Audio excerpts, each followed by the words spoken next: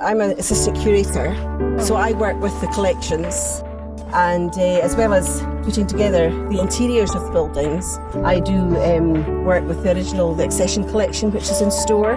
I do loans to different museums, research inquiries. We're very busy. We're a very small staff, but quite flexible. We cover lots of different areas. It's an experiment.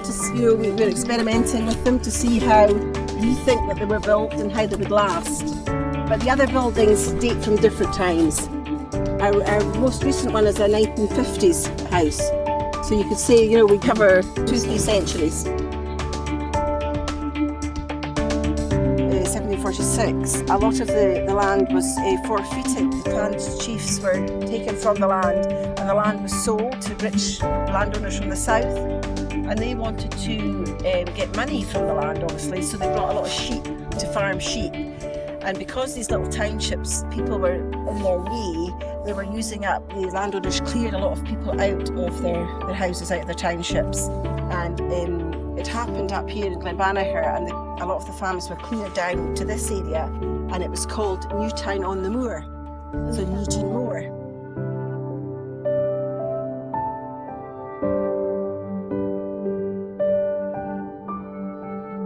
Here we have a curling pond. This building is an exact replica of one that's in the village here. So curling is a game played in the winter when the water freezes over. And these are curling stones, some of the very early ones. You see just pieces of stone with a handle, where you have a target, and you have to push the stone along the ice to try and get it into the target. This is 1997, and this was on the water just in the forest there, and that was probably the last time. So it's a number of years ago.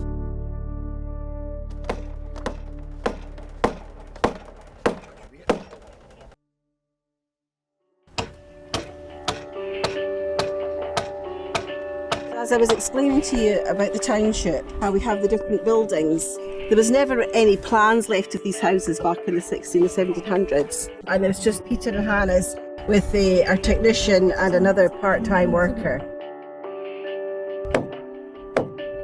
Hannah and I can make a cook frame like this in a day. Putting it up is a bit harder because we have to assemble it and then stand it up with other people. Basically what we do, we make these frames from standing timber. We cut the tree down, we square it up, we cut all the joints, and we put it together in the workshop. At this stage now, we bring it up in the bits, and we actually fit it together and then fasten it together with pegs. And then with the help of lots of other muscle power, we actually lift the frame up, stand it up, and then link it to the other frames. The most important maintenance is the thatching, the roof.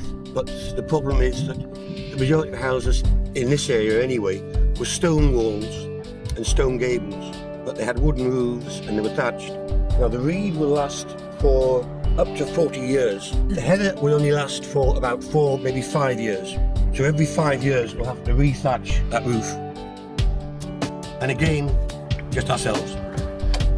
We like the outdoors, we like working with timber. We love thatching. It's an ideal job for us. And we had young men learning the lost skills. Unfortunately, the trust is finished. It would be nice to have the budget to bring in young people to learn the skills, because if not, they're going to be lost forever.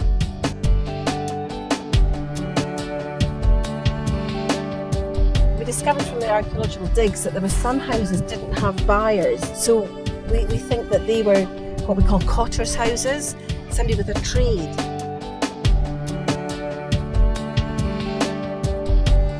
This is typical cotter or tenant farmer's house. You'll see at the other side is the byre where he brought his cows in for the winter time. The only method they had to preserve food for the winter time because they didn't have salt. So the smoke from the fire. The door's closed, the smoke lingers at a certain height and keeps the roof dry. When they did the archaeological dig, they discovered there was no pottery.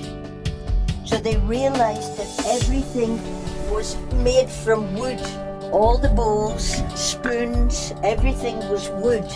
We say that they got up at dawn and they spent most of the day outside and came in at dusk. It was a hard life.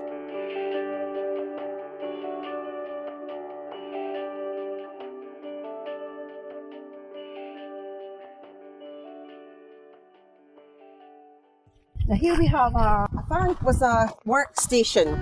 They're still used today for working your sheep. So when you want to bring the sheep in for clipping them or dosing them with medicine, you can use these different areas. And sheep are kept out on the hill. And rather than travelling back and forth to your home every day, this is, you're talking about the 1930s, when you're probably doing it on foot, they would stay out in the bothy. So they were there to tend to the animals while they were lambing.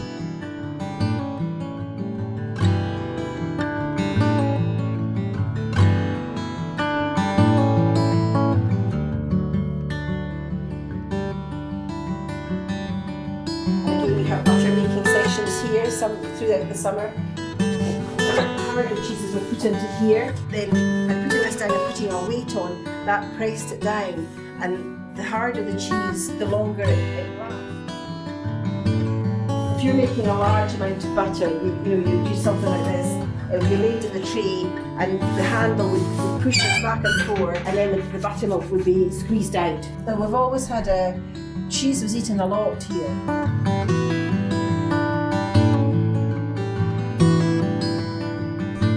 We did have a weaver come in. She was a lady who lived in the north of Scotland, and she used to do weaving for us. Marian's weaving is a traditional shepherd's plaid, but we believe this machine was actually used in this building. The gentleman who came and bought the building. So this is a hatter's loom from 1820 to about 1950, and it's a big improvement from the loom. Stretchers here, it keeps the cloth really tight out past the last thread on the loom. I'm on 2 and 3, so we're on 3 and 4. So we pull the top, it moves it back. You must remember to do your beating with it.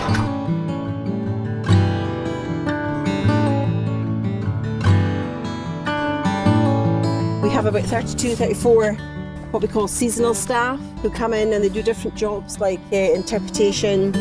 They learn about life in the 1700s and they're here to talk to the visitors and answer questions. And we do have special days where we do cooking over the fire and things like that, so just to try and bring it to life.